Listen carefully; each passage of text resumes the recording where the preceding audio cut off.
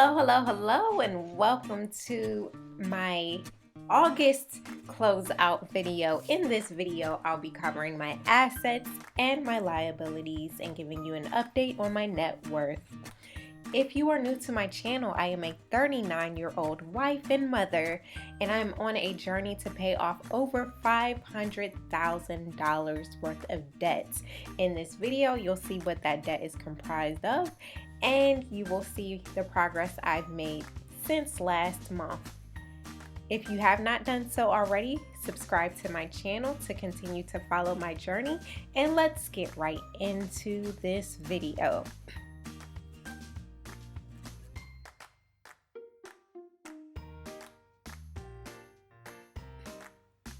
So as checking is $1,482.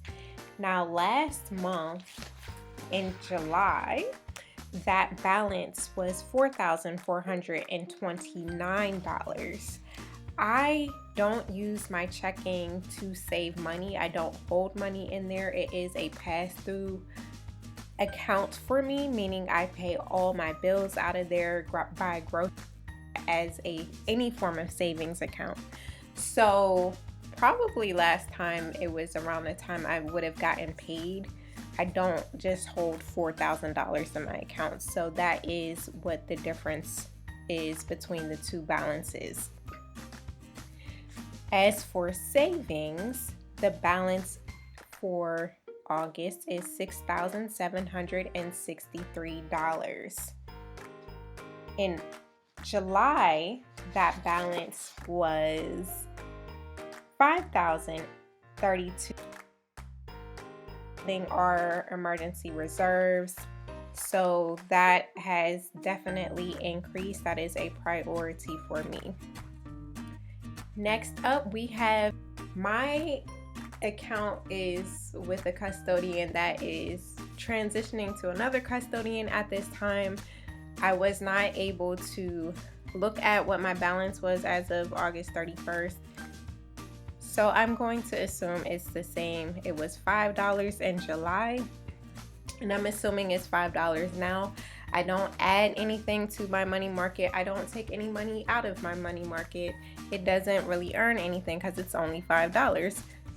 I'm confident that it is probably still $5. Next up, we have my 401k from job number one. That balance is $32,335.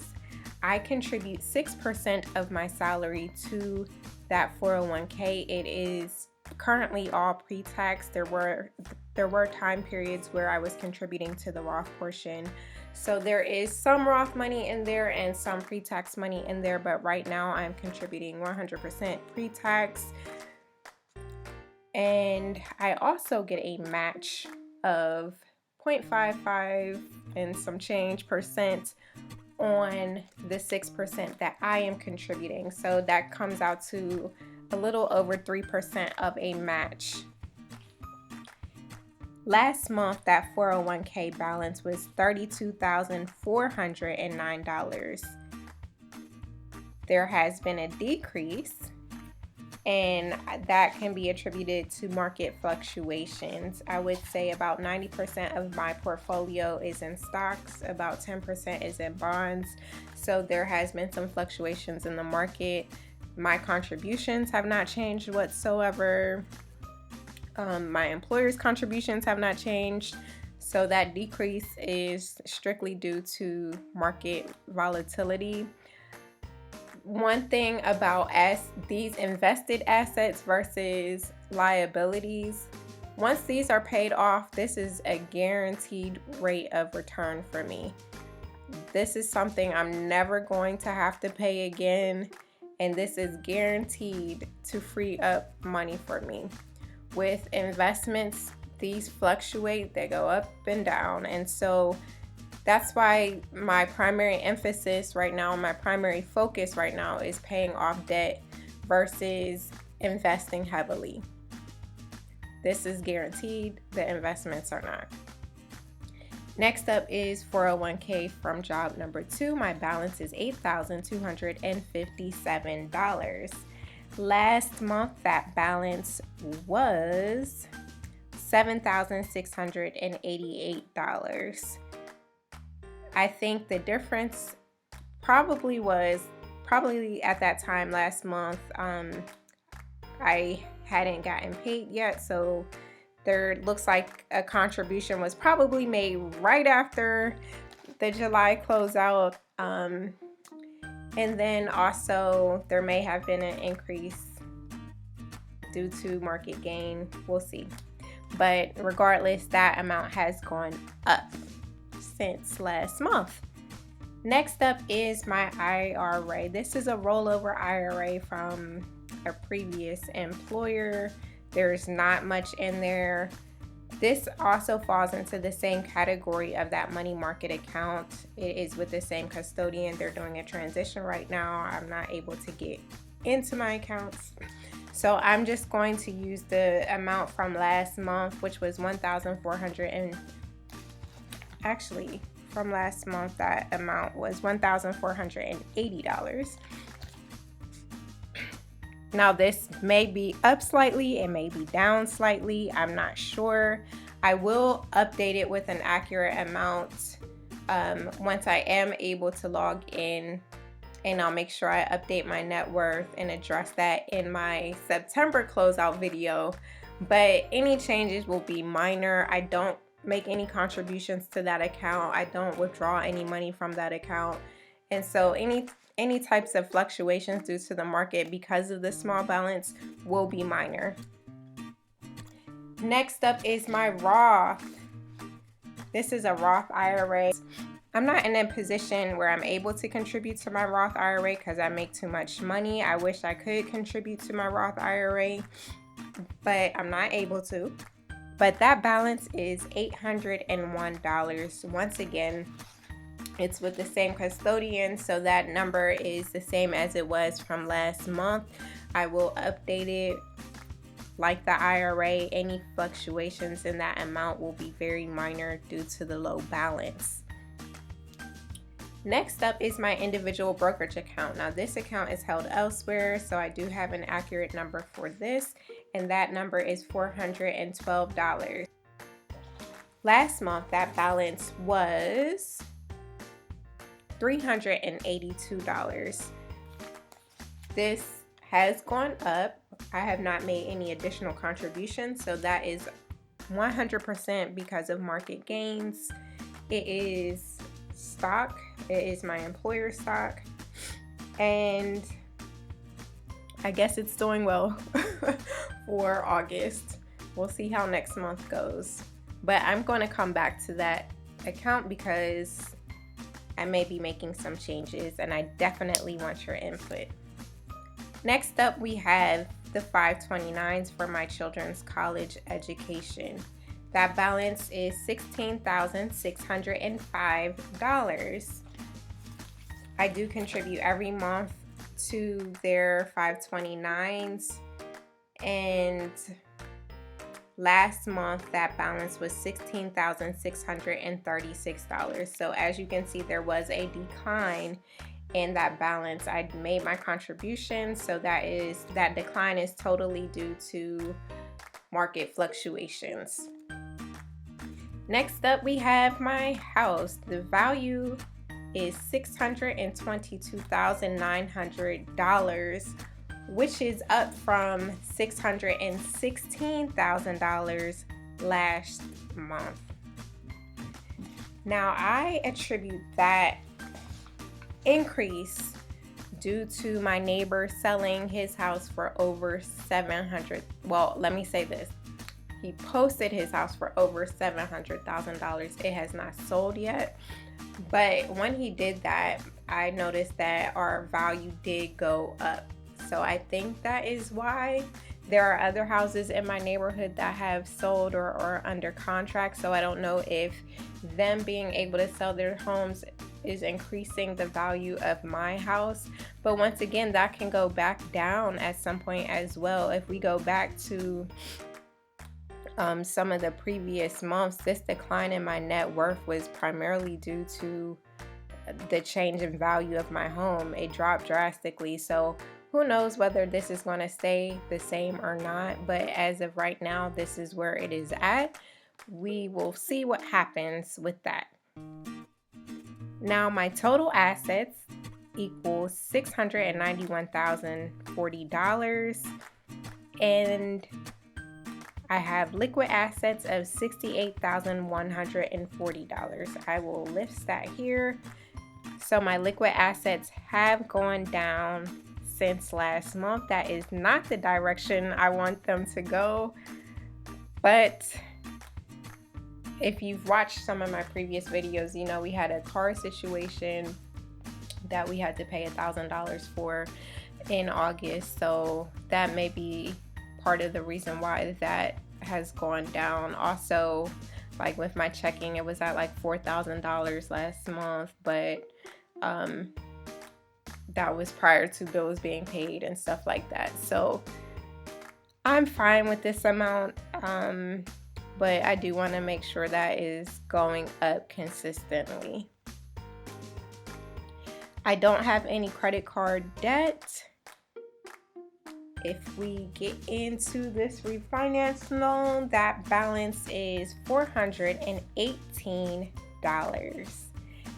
If you're new to my channel, I co-signed a loan for a family member. I basically refinanced $1,000 of that loan because that person is not paying on the loan at all. That person had also agreed to refinance the loan out of my name, and that has yet to happen.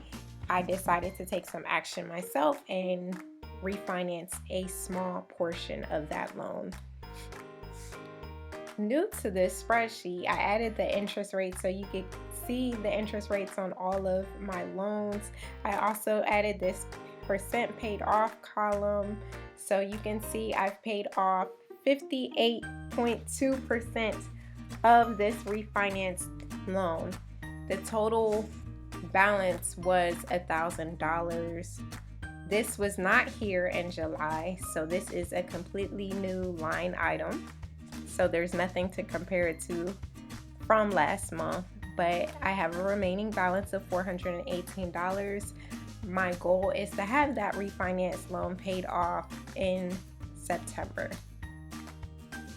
Next up is my student loans.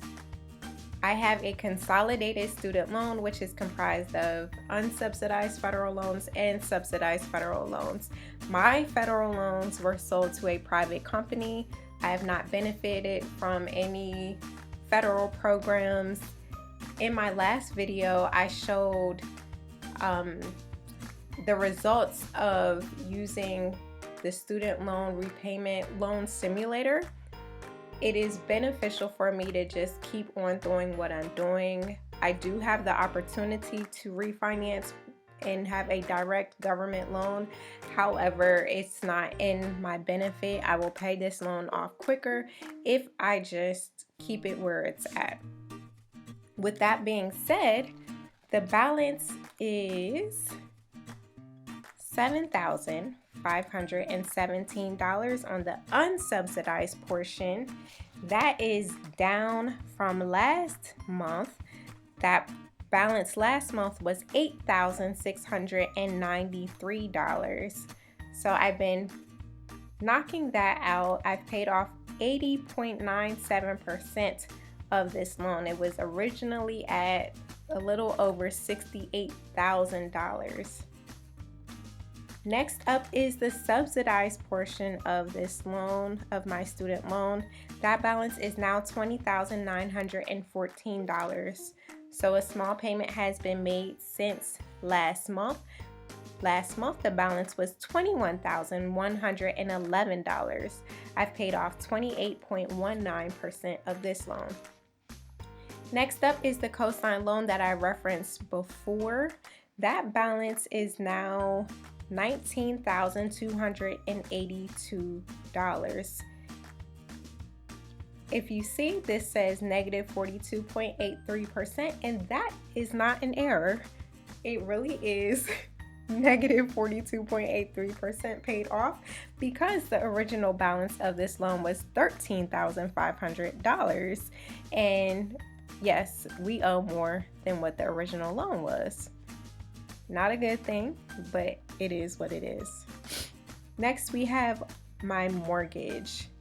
The balance on my mortgage for this month is $483,228. The previous balance was $485,370. With that being said, I've paid off 6.53% of my mortgage. Looking at my net worth, that net worth is now $159,681. And you can see my charts. 2 of my loans are over 50% paid off, with this unsubsidized portion really close to the finish line. We have my net worth went down due to my home value, then it went up, and it's going up a little steeper in August, once again due to my home value increasing. But just in reality, I don't want to rely on that because, you know, that fluctuates, it goes up and down. As I said earlier, what is guaranteed is the returns I'll get from paying off this debt. My liquid assets have typically stayed around the same and have gone down slightly in August, but that is okay. My next video is going to be something different than I typically do. I will be showing the results of a debt calculator. If you see my budget with me videos, I use a worksheet from vertex42.com.